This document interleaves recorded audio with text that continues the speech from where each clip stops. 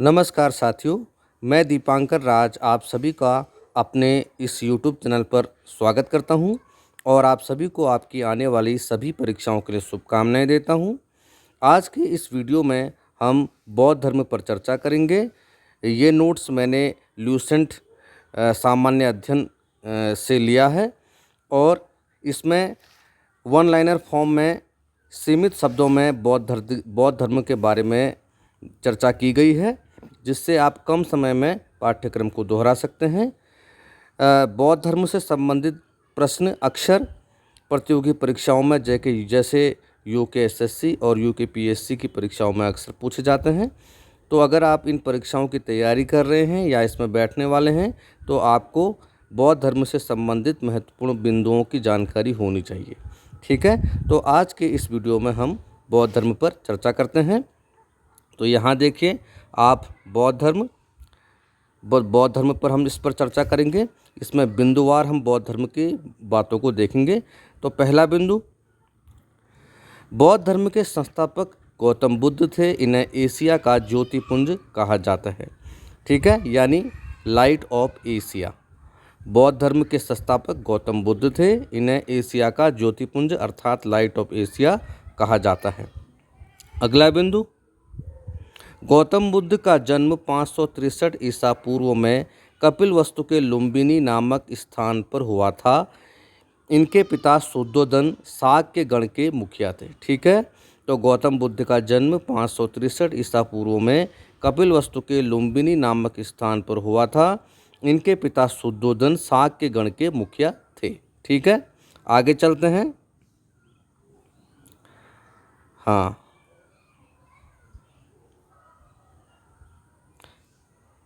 अगला बिंदु, इनकी माता माया देवी की मृत्यु इनके जन्म के 7वें दिन ही हो गई थी।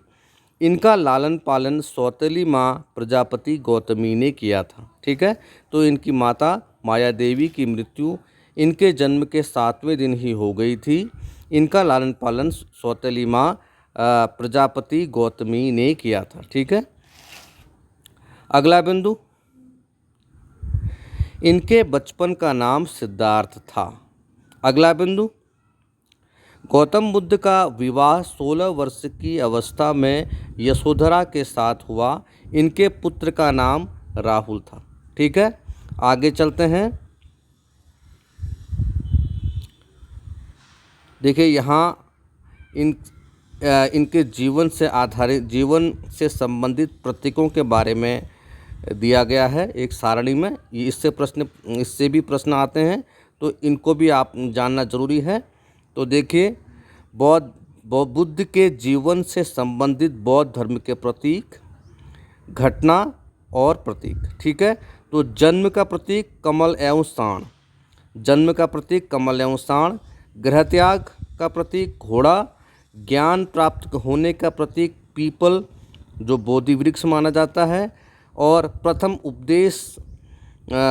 उपदेश को वैसे धर्म चक्र परिवर्तन कहते हैं। ठीक है, जो निर्वाण का चिन्ह है वो है पद चिन्ह। ठीक है, और मृत्यु स्तूप। ठीक है, और धर्म चक्र परिवर्तन प्रथम उपदेश को कहा जाता है। ठीक है, आगे चलते हैं। हाँ, आगे के बिंदुओं को देखते हैं।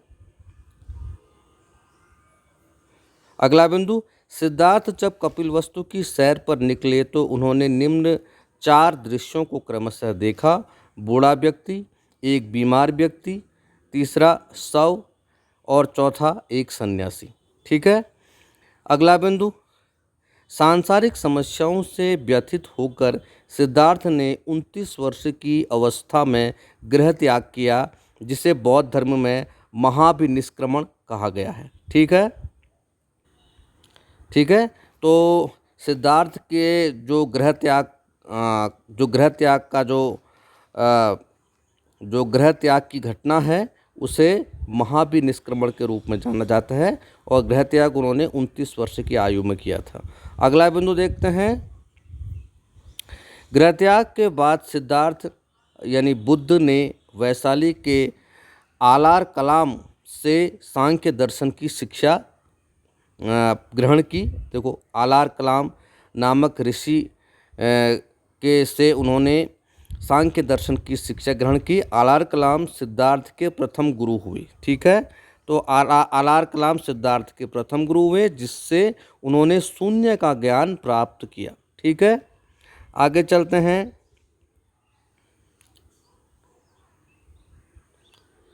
हाँ, अगला बिंदु, आलार कलाम के बाद आलार कलाम के बाद सिद्धार्थ ने राजगीर के कराम पुत्र से शिक्षा ग्रहण की, जिससे उन्होंने योग का ज्ञान प्राप्त किया। ठीक है, तो आलार कलाम के बाद सिद्धार्थ ने राजगीर के कराम पुत्र से शिक्षा ग्रहण की, जिससे उन्होंने योग का ज्ञान प्राप्त किया।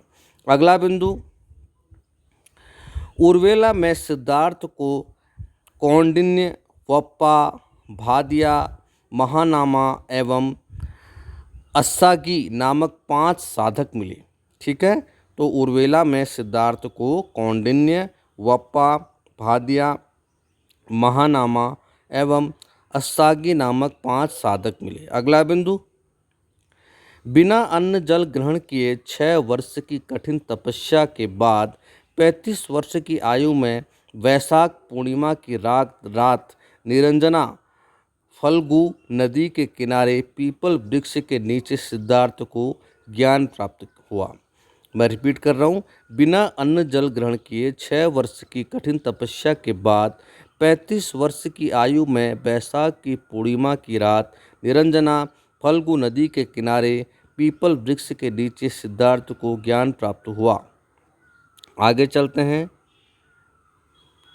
अगला बिंदु, ज्ञान प्राप्ति के बाद सिद्धार्थ बुद्ध के नाम से जाने गए। वह स्थान बोध गया कहलाया। ठीक है, जहाँ सिद्धार्थ को ज्ञान प्राप्त हुआ था वह स्थान बोध गया कहलाया। आगे चलते हैं।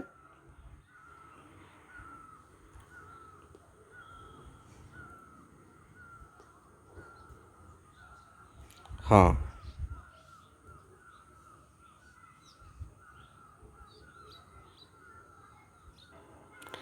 अगला बिंदु देखिए, बुद्ध ने अपना प्रथम उपदेश सारनाथ ऋषिपत्तनम में दिया, जिसे बौद्ध ग्रंथों में धर्म चक्र प्रवर्तन कहा गया है। महत्वपूर्ण पॉइंट, बुद्ध ने अपना प्रथम उपदेश सारनाथ ऋषिपत्तनम में दिया, जिसे बौद्ध ग्रंथों में धर्म चक्र परिवर्तन कहा गया है।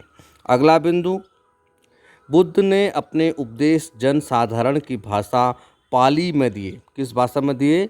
पाली भाषा में उन्होंने अपने उपदेश दिए, जो कि जनसाधारण की भाषा थी। अगला बिंदु, बुद्ध ने अपने उपदेश कौशल, वैशाली, कौशाम्बी व अन्य राज्यों में दिए। सर्वाधिक उपदेश कौशल देश की राजधानी श्रावस्ती में उन्होंने दिए। ठीक है, अगला बिंदु, इनके प्रमुख अनुयायी शासक थे बिंबिसार, प्रसेनजीत व उदयन। इनके प्रमुख अनुयायी शासक कौन थे? बिंबिसार, प्रसेनजीत व उदयन। अगला बिंदु, बुद्ध की मृत्यु 80 वर्ष की अवस्था में 483 ईसा पूर्व में कुशीनारा, देवरिया, उत्तर प्रदेश में चुंद द्वारा अर्पित भोजन करने के बाद हो गई, जिसे बौद्ध धर्म में महापरिनिर्वाण कहा गया है। ठीक है, आगे चलते हैं। अगला बिंदु, मल्लों ने अत्यंत सम्मान पूर्वक बुद्ध का अंत्येष्टि संस्कार किया। अगला बिंदु, एक अनुश्रुति के अनुसार मृत्यु के बाद बुद्ध के शरीर के अवशेषों को 8 भागों में बांटकर उन पर 8 स्तूपों का निर्माण कराया गया। अगला बिंदु, बुद्ध के जन्म एवं मृत्यु की तिथि को चीनी परंपरा के कैंटोन अभिलेख के आधार पर निश्चित किया गया है। अगला बिंदु, बुद्ध के बारे में हमें विशद ज्ञान त्रिपिटक, विनय पिटक, सूत्र पिटक व अभिधम पिटक से प्राप्त होता है। इन तीनों पिटकों की भाषा पाली है। थेरवाद मत की पाली त्रिपिटक सबसे पुराना है। ठीक है, आगे चलते हैं। हाँ,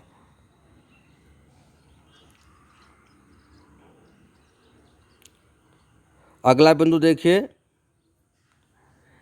सुत्त पिटक में बुद्ध के धार्मिक सिद्धांतों को संवाद के रूप में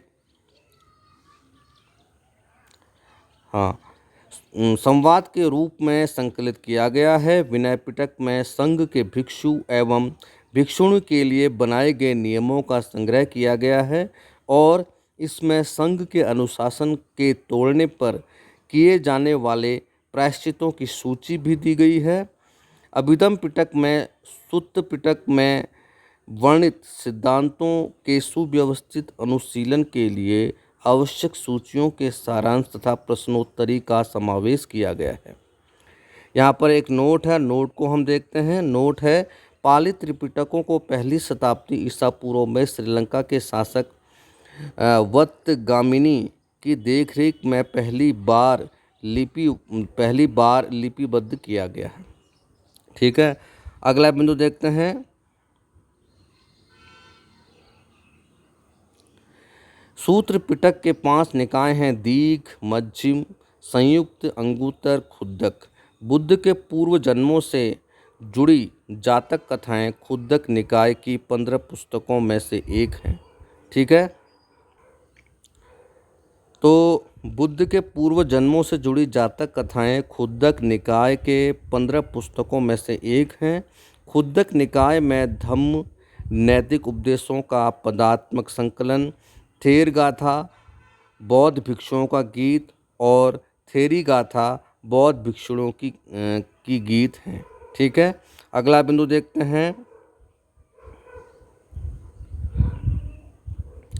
बौद्ध धर्म मूलतः अनिश्वरवादी है, इसमें आत्मा की परिकल्पना भी नहीं है। ठीक है, महत्वपूर्ण पॉइंट है।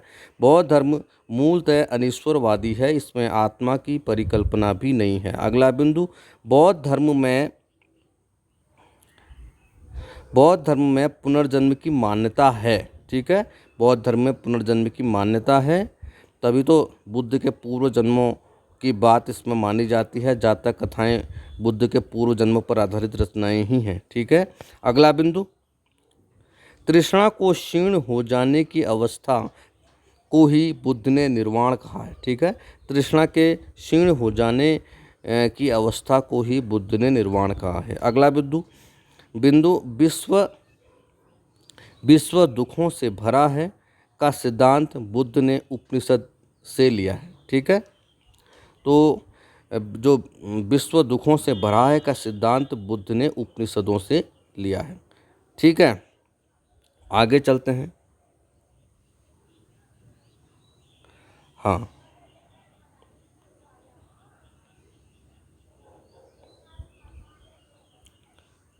अगला बिंदु, हीनयान का आदर्श अहर्त पद को प्राप्त करना है। जो व्यक्ति अपनी साधना से निर्वाण की प्राप्ति करते हैं उन्हें ही अहर्त कहा जाता है। हाँ, तो हीनयान का आदर्श अहर्त पद को प्राप्त करना है। जो व्यक्ति अपनी साधना से निर्वाण की प्राप्ति करते हैं उन्हें ही अहर्त कहा जाता है। ठीक है, तो हीनयान बौद्ध धर्म का ही एक संप्रदाय है। बौद्ध धर्म को कालांतर में बौद्ध धर्म अलग अलग संप्रदायों में बढ़ गया, जैसे हीनयान, महायान, उसके बाद एक वज्रयान आया। इसके बारे में विस्तार से चर्चा हम अगले वीडियो में करेंगे। यहाँ आप बिंदुवार इसके बारे में जानिए। अगला बिंदु हम देखते हैं, धार्मिक जुलूस का प्रारंभ सबसे पहले बौद्ध धर्म के द्वारा प्रारंभ किया गया। बौद्धों का सबसे पवित्र त्यौहार बैसाख पूर्णिमा है, जिसे बुद्ध पूर्णिमा के नाम से जाना जाता है। इसका महत्व इसलिए है कि बुद्ध पूर्णिमा के ही दिन बुद्ध का जन्म, ज्ञान की प्राप्ति एवं महापरिवार की प्राप्ति हुई। ठीक है, अगला बिंदु देखते हैं। बुद्ध ने सांसारिक दुखों के संबंध में 4 आर्य सत्यों का उपदेश दिया। ये हैं दुख समुदाय, दुख निरोधगामिनी प्रतिपदा। ठीक है, आगे चलते हैं। अगला बिंदु, इन सांसारिक दुखों से मुक्ति हेतु बुद्ध ने अष्टांगिक मार्ग की बात कही। ये साधन हैं: सम्यक दृष्टि, सम्यक संकल्प, सम्यक वाणी, सम्यक कर्मांत, सम्यक आजीव, सम्यक व्यायाम, सम्यक स्मृति, सम्यक समाधि। अगला बिंदु, बुद्ध के अनुसार अष्टांगिक मार्गों के पालन करने के उपरांत मनुष्य की भव तृष्णा नष्ट हो जाती है, उसे निर्वाण प्राप्त हो जाता है। ठीक है, आगे चलते हैं। हाँ, अगला बिंदु देखिए,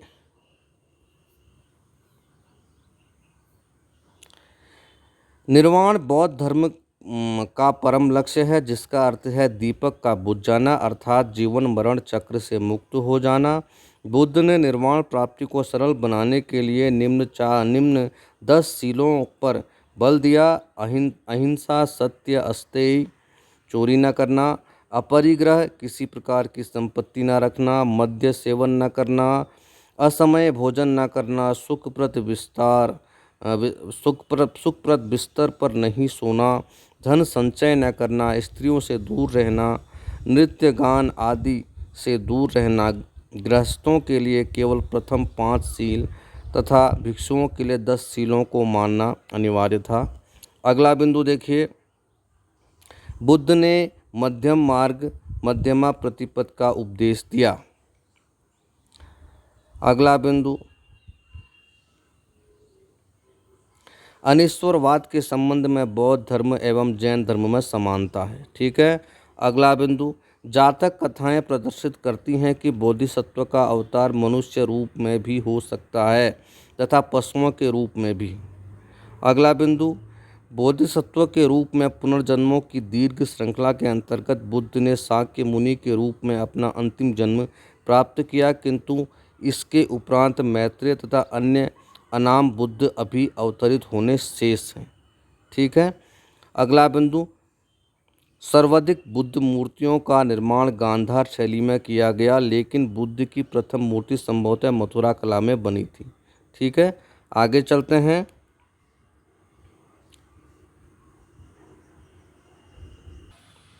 अगला बिंदु देखते हैं। तो अगला बिंदु, बोधि वृक्ष के नीचे सर्वप्रथम जो देवालय बना था उसका निर्माता सम्राट अशोक था। उस देवालय के चारों ओर जो वेदिका बनी हुई है वह मौर्य काल के बाद लगभग 100 ईस्वी पूर्व में बनाई गई थी।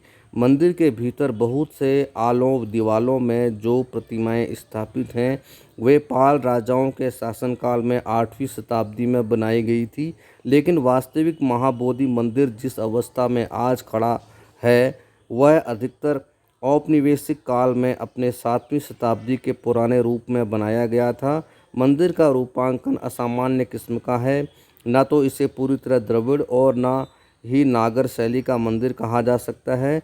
यह नागर मंदिर की तरह संकरा है, लेकिन द्रविड़ मंदिर की तरह बिना मोड़ सीधे ऊपर की ओर उठा हुआ है। ठीक है, आगे चलते हैं। अगला बिंदु, तिब्बत, भूटान एवं पड़ोसी देशों में बौद्ध धर्म का प्रचार पद्म संभव गुरु रिनपांच ने किया। उनका संबंध बौद्ध धर्म के बद्रीयान शाखा से था। इनकी 123 फीट ऊंची मूर्ति हिमाचल प्रदेश रेवाल सर झील में है।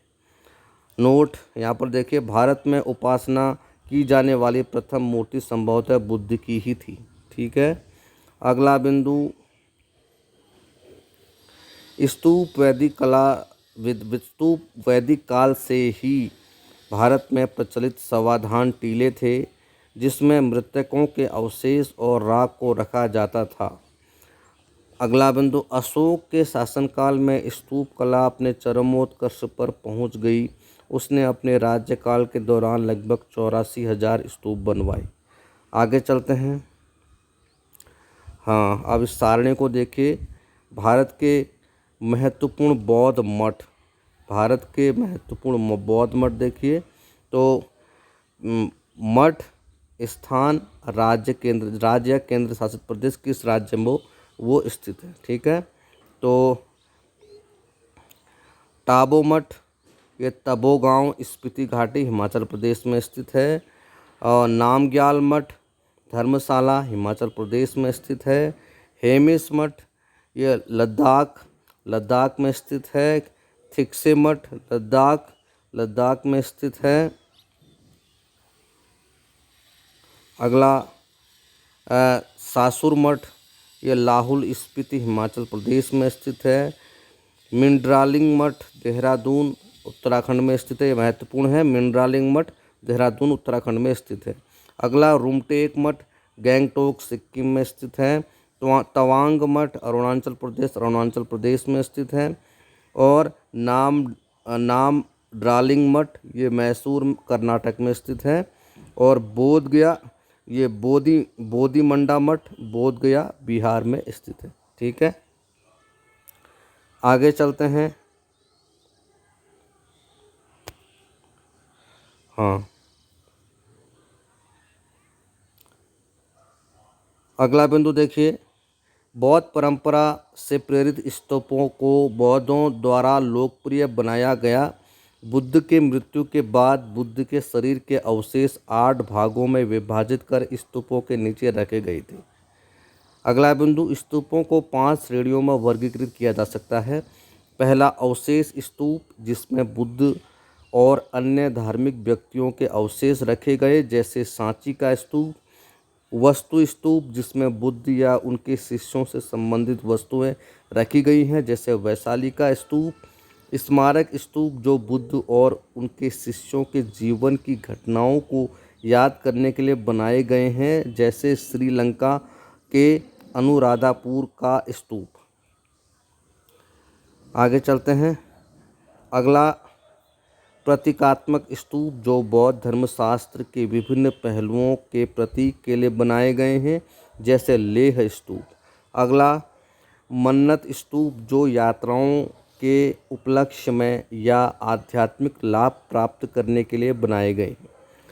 अगला बिंदु देखते हैं अब, अशोक द्वारा बनाए गए स्तूपों में सबसे प्रसिद्ध मध्य प्रदेश का सांची स्तूप है। महत्वपूर्ण पॉइंट, ठीक है, महत्वपूर्ण पॉइंट है ये। अशोक द्वारा बनाए गए स्तूपों में सबसे प्रसिद्ध मध्य प्रदेश का सांची स्तूप है। अगला बिंदु, उत्तर प्रदेश में पीपर हवा का स्तूप सबसे प्राचीनतम स्तूप है। अगला बिंदु, स्तूप आमतौर पर अवशेषों का निक्षेपागार होता था। ठीक है, आगे चलते हैं। हाँ, अगला बिंदु देखिए, बौद्ध परंपरा में स्तूप संकल्प अर्पित या स्मारक संरचना होती थी। नोट, भाजा गुफाएं ईसा पूर्व 2री शताब्दी के दौरान निर्मित 22 चट्टानों को काटकर बनाई गई गुफाओं का एक समूह है। यह महाराष्ट्र के लोनावाला के पास पुणे जिले में स्थित है। यह हीनयान बौद्ध संप्रदाय से संबंधित है। ठीक है, इस गुफा में कई स्तूप हैं।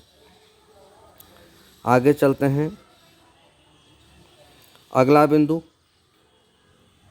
बंगाल क्षेत्र में पाल राजवंश के शासनकाल के दौरान बौद्ध धर्म के ब्रजयान शाखा के विकास के प्रभाव से बौद्ध देवियों की पूजा की जाने लगी थी। इसके अंतर्गत तारा देवी की मूर्तियां अत्यंत लोकप्रिय हुई। इन मूर्तियों में तारा को एक सिंहासन पर विराजमान दिखाया गया है। उनके साथ एक टेढ़ी कमलनाग उगी हुई दिखाई गई है और उनका दाहिना हाथ अभय मुद्रा में उठा हुआ दिखाया गया है। ठीक है, आगे चलते हैं। नोट, बोधिसत्व पद्मपाली की पेंटिंग 5वीं शताब्दी के उत्तरार्ध के अजंता मठ की गुफा 1 में देखी जा सकती है। अजंता की ये गुफा वर्तमान औरंगाबाद महाराष्ट्र में स्थित है। यहाँ की गुफाएं अभी तीनों रूपों वास्तुकला, मूर्तिकला और चित्रकला से संबंधित है। यहाँ बड़े चैत्य विहार हैं जिन्हें मूर्तियों और चित्रों से समझाया गया है। ठीक है, तो ये बौद्ध धर्म से संबंधित महत्वपूर्ण पॉइंट एक वीडियो में मैंने आपके सामने प्रस्तुत करने का प्रयास किया है। तो आप इसे शुरू से अंत तक देखिए, आपको अवश्य लाभ होगा। अगर ये वीडियो आपको अच्छा लगता है तो आप इसे लाइक कीजिए, शेयर कीजिए, मेरे चैनल को सब्सक्राइब कीजिए। बाकी की जानकारी आपको अगले वीडियो में। तब तक के लिए बहुत बहुत धन्यवाद आपका। नमस्कार।